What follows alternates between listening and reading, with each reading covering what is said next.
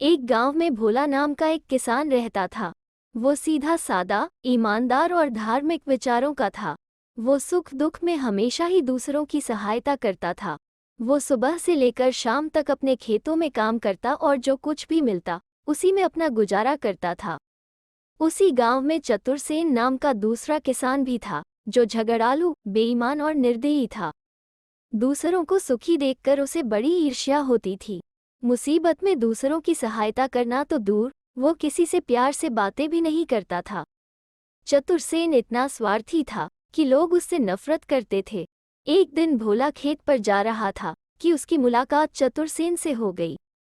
भोला की फसल नष्ट हो जाने के कारण वो बहुत दुखी था।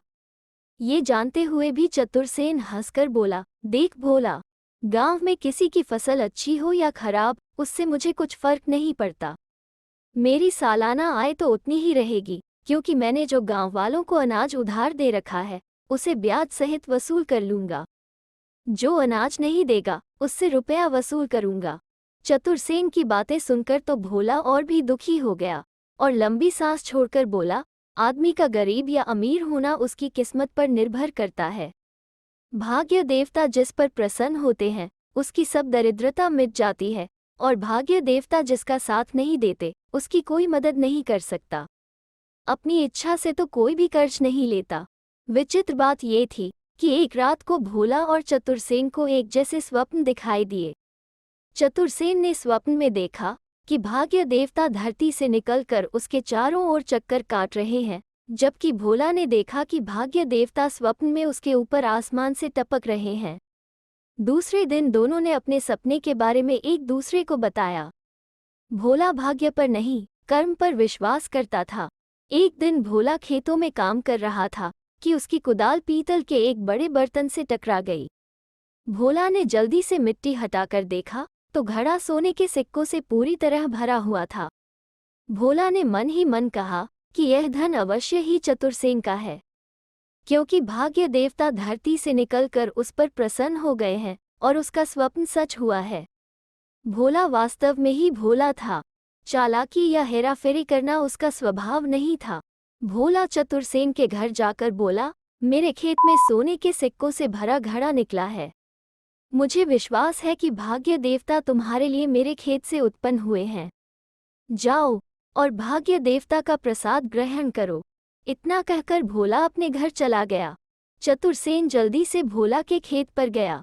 चतुरसेन ने घड़े को मस्तक से लगाकर कहा, भोला, तू बड़ा मूर्ख है जो सोने के सिक्कों से भरे घड़े को भी न ले सका।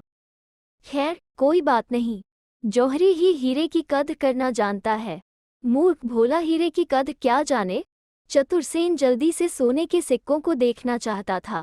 उसने जैसे ही घड़े का ढक्कन खोलकर देखा तो वह घबरा गया। घड़े के अंदर से सांप और बिच्छू निकलकर उसके चारों ओर चक्कर काटने लगे और फिर धीरे धीरे उसी घड़े में समा गए। चतुरसेन ने सोचा कि यह अवश्य ही भोला का काम है। उसने मुझे मार डालने के लिए ये षड्यंत्र रचा है। मैं भी भोला से बदला जरूर लूंगा। अब इस घड़े का ढक्कन बंद करके इसे भोला के घर में फेंक दूंगा। सांप और बिच्छू भोला को नोचकर खा जाएंगे। मन में निश्चय करके चतुरसेन उस घड़े को अपने घर ले आया और आधी रात के समय भोला की छत पर चढ़कर उसे उसके आंगन में फेंक दिया और तेजी से अपने घर लौट आया। धमाके की आवाज़ सुनकर भोला घबराकर नींद से जाग गया और जब उसने चारों तरफ देखा तो वो आश्चर्यचकित रह गया।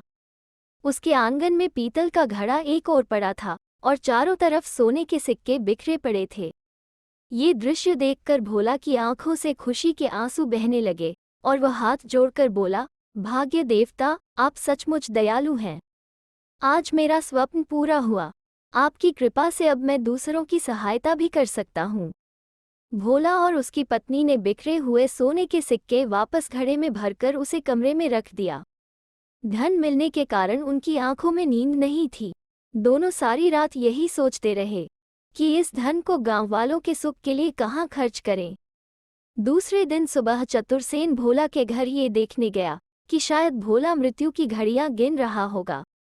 लेकिन जब उसने भोला को सही सलामत देखा तो उसे बहुत क्रोध आया।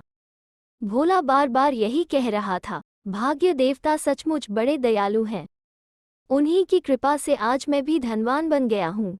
इस प्रकार भोला ने कुछ धन गांव वालों की भलाई के कार्यों में खर्च किया और कुछ धन खर्च कर अच्छे बीज खरीदकर अपने खेत में बुआई की।